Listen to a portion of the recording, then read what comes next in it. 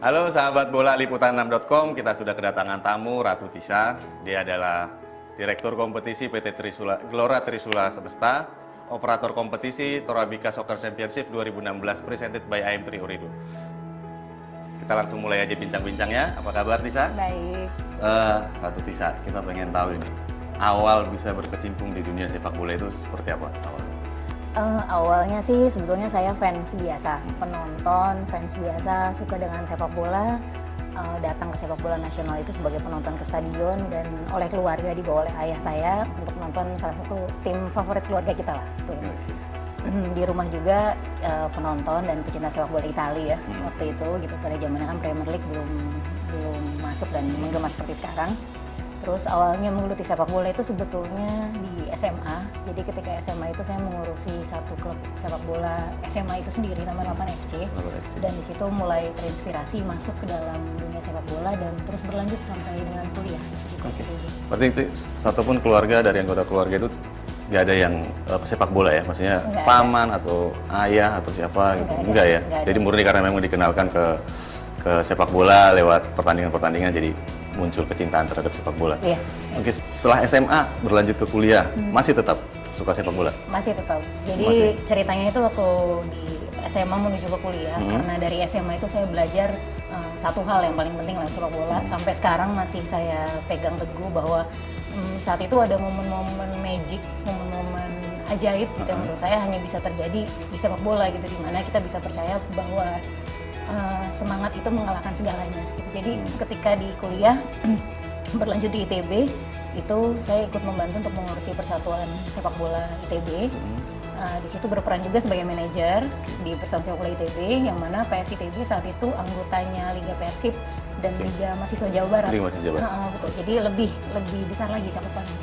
Tapi tetap jadi pengurus ya, bukan jadi pemain gitu, bukan jadi wasit atau apa, tetap jadi pengurus. Ya. Nah, di ITB sendiri jurusannya apa kuliah? Di ITB matematika. Nah, menarik sekali. Matematika itu kita tahu tuh banyak rumus, banyak teori persamaan dan segala macam teori peluang. Itu ada nggak yang berkaitan dengan sepak bola? Atau justru sekali. Memang gara-gara matematika justru lebih cinta dengan sepak bola itu seperti apa? Sebenarnya saling terkait sih Mas gitu. Jadi dari matematika sendiri itu banyak hal yang bisa kita telah. Salah satunya strategi. Dan kalau kita bicara tentang sepak bola, elemen utamanya adalah taktik dan strategi. Jadi itu sudah beririsan yang sangat besar ya antara matematika dan sepak bola gitu. Jadi awalnya ketertarikan saya makin besar itu ketika saya juga bisa menemukan bahwa jurusan yang saya geluti ini ketika diaplikasikan dengan hal yang saya cintai, yaitu sepak bola, itu benar-benar bisa diterapkan gitu. Apa kira-kira ada sesuatu hal nggak dari mata kuliah atau pelajaran di kampus itu yang bisa langsung diterapkan ke sepak bola? Salah satunya sekarang yang sedang saya kerjakan sekarang di PT GTS ini adalah pengelolaan jadwal. Jadi pengelolaan jadwal kita itu saya memakai teori randomisasi acak untuk bisa mengoptimasi atau memberikan satu solusi yang efisien agar setiap klub ini bisa travel dengan distance, dengan jarak yang hampir merata sama gitu, agar mereka ketika spending untuk money-nya, spending untuk pengeluarannya itu di akhir musim itu tidak terlalu jauh gitu.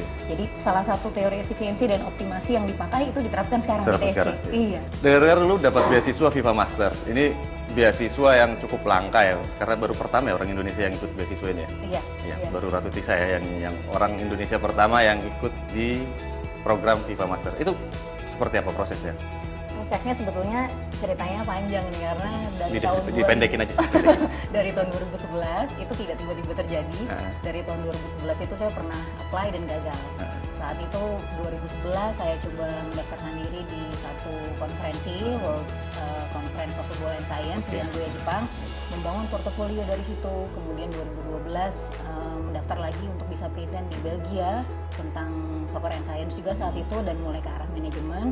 Dan 2013 saya apply lagi. Jadi itu sudah perjalanan 3 tahun ya dalam mempersiapkan apply ke beasiswa FIFA Master itu, karena FIFA Master sendiri itu merupakan suatu program S2, jadi master degree bukan hanya short course. Bukan short course ya. 1,5 tahun, dan itu terdiri di 3 universitas.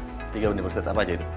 Di Leicester, Inggris. Itu bicara tentang Sports Humanity, kemudian di Milan, di Bocconi bicara tentang Sports Management, dan yang terakhir di Neuchâtel di Swiss bicara tentang Sports Law. Oh, berarti beda-beda ya? 70% itu kira-kira football related lah, Oh, karena iya. sponsornya dari FIFA. Dari FIFA. Ada berapa orang yang ikut satu musim istilahnya, satu edisi FIFA Master itu berapa? Edisi FIFA Master itu 28 orang. 28 orang. Dari seluruh dunia 28 orang. Heeh. Di tahun saya 28 orang itu dari 24 negara. Gitu. Nah, FIFA Master sendiri itu susah nggak sih bisa buat dapat kesempatan untuk jadi FIFA Master? Atau ada tips-tipsnya? Mungkin ada orang lain kali, wanita-wanita lain Indonesia yang pengen ke sana. Seperti apa, ada tipsnya untuk bisa ikut program ini? Untuk bisa ikut program sih sebetulnya mereka melihat dua hal. Yang satu adalah konsistensi di dunia olahraga khususnya sepak bola, dan yang ketiga karyanya apa.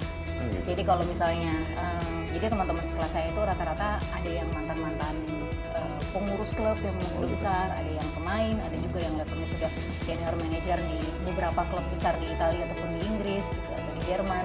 Jadi beberapa memang sudah banyak yang bisa memberikan karya gitu. Intinya sih sebetulnya konsistensi aja, dan tipsnya itu konsistensi dan harus ada karya nyatanya. Harus ada karya bola nyata, kita ya. apa. Setelah dari awal hanya senang nonton bola, terus coba-coba jadi pengurus di SMA ya, terus habis itu kuliah jadi pengurus lagi, FIFA Master.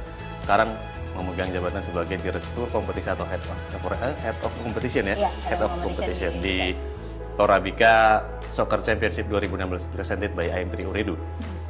Boleh dijelaskan nggak ribetnya seperti apa? Ngurusin klub se-Indonesia, suka dukanya seperti apa? Kita mulai dari sukanya dulu kali ya. Sukanya dulu. Sukanya sih yang pertama, siapa yang tidak ingin selalu bersentuhan dengan passionnya gitu ya. Terus terang ketika berada di lapangan ataupun mengurusi hal ini semua gitu, saya bisa lupa dengan ya istilahnya segalanya gitu, karena ini mengurusi sepak bola Indonesia atau sesuatu yang hal yang kita senangi lah gitu ya, itu rasanya berdebar-debar gitu. Mungkin Mas juga iya, seperti itu sebagai jurnalis ya, wartawan bola ya gitu. Harus Mungkin ada jadi ada sesuatu yang ini, itu yang pertama lah ya, itu tidak boleh lepas dari sukanya. Dan yang kedua, banyak orang yang juga menganggap ketika kita belum benar-benar menyemplung, wah ini kita sudah hopeless gitu. Ternyata setelah saya telah dari dalam, besar sekali gitu, kita masih punya banyak harapan gitu akan sepak bola kita menuju suatu industri yang stabil gitu. Jadi banyak dari klub-klub kita yang juga sudah benar-benar siap gitu untuk menuju era itu gitu. Sedikit tweak yang dibutuhkan, asistensi, pendampingan, kesabaran, waktu, tenaga, dan pengetahuan tentunya, kita bisa gitu menuju ke arah sana gitu. Hanya saja tidak boleh ada orang yang berhenti berpikir ke arah sana gitu. Itu sih kira-kira ya. Dukanya memang namanya di sepak bola Indonesia Mas, seribu kebaikan yang kita lakukan, tidak ada artinya dengan setengah kesalahan yang kita lakukan ya. Betul. Ya, jadi sepak bola kita itu memang dinamikanya kritis. Iya. Kita harus akuin. Iya, jadi tapi itu pun nggak masalah gitu, karena kita tidak menutup mata dan telinga tentang hal itu. Apapun kritik dan sarannya kami olah dan terima dengan baik gitu. Jadi di situ kita bisa melangkah maju. Nggak berpikir apa untuk jadi pengurus sepak bola tapi bukan di Indonesia, di FIFA atau di FC atau seperti apa? Karena kita kan punya wakil di luar negeri, itu akan lebih lumayan. Sebelum saya pulang itu sebetulnya saya juga ditawari oleh salah satu ya badan di Eropa, dan ini untuk bergabung gitu. Jadi sebelum saya putuskan untuk pulang, tapi sekarang kalau kita lihat jalur perekonomian dunia seperti apa, pertumbuhan itu seperti apa, orang bergerak ke arah Asia Tenggara, terutama Indonesia. Kita yang dari Indonesia jangan sampai diinvasi duluan gitu. Jadi itulah pikiran saya ketika bulan November Desember akhirnya saya putuskan oke, ini harus pulang dulu gitu. Jadi apapun yang nantinya akan kita cita-citakan, tapi harus ada yang kita sebar dulu semangatnya di Indonesia bahwa kita tidak tertinggal terlalu jauh gitu sebetulnya gitu.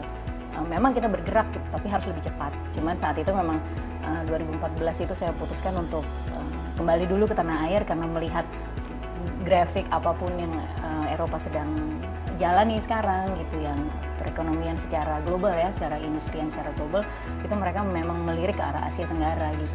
Jadi saya sebagai bagian dari Asia Tenggara, Indonesia ya tidak bisa untuk berdiam diri gitu. Mereka bergerak ke arah kita, sedangkan kita ada di sini gitu.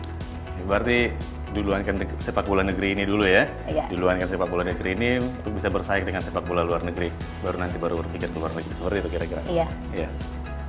Oke, pertanyaan terakhir mungkin, harapan terhadap sepak bola Indonesia itu seperti apa? Sebagai orang yang sudah lama berkecimpung dari seorang penonton sampai yang sekarang bukan satu kompetisi, apa harapannya ke depan? Sebetulnya kalau menurut saya sepak bola Indonesia ini membutuhkan dua hal, Mas. Yang pertama waktu, yang kedua kepercayaan. Ketika adanya dua hal itu kita mau berharap apapun sampai nanti kita menuju ke Piala Dunia gitu, itu bisa kita lakukan. Tapi kita membutuhkan dua hal itu yang pertama. Dua hal itu yang kita sedang ciptakan dari PT GTS sendiri gitu. Saya juga pribadi sendiri bahwa kita buying time nih, kita lari cepat untuk mengefisiensi waktu supaya tidak tertinggal dengan yang lain, dan kita meminta kepada publik kepercayaannya untuk orang-orang yang meraih kompetisi, untuk orang-orang yang berada di federasi nantinya, atau orang-orang yang berkecimpung di dunia sepak bola. Memang tidak mudah, akan tetapi dua hal ini yang sepak bola Indonesia perlukan saat ini. Dan harapan saya itu simpel saja sih sebenarnya. Saya ingin ketika Indonesia 100 tahun merdeka nih 2045, kita udah di semifinal Piala Dunia lah kira-kira. Semifinal Piala Dunia 2000. Iya, semifinal Piala Dunia untuk 2046 ya. 46. Ya baiklah, demikian bincang-bincang kita dengan Ratu Tisha. Sekarang kita jadi tahu bahwa background yang berbeda juga bukan menjadi penghalang untuk menjadi seorang yang mencintai sepak bola. Sampai jumpa di edisi berikutnya.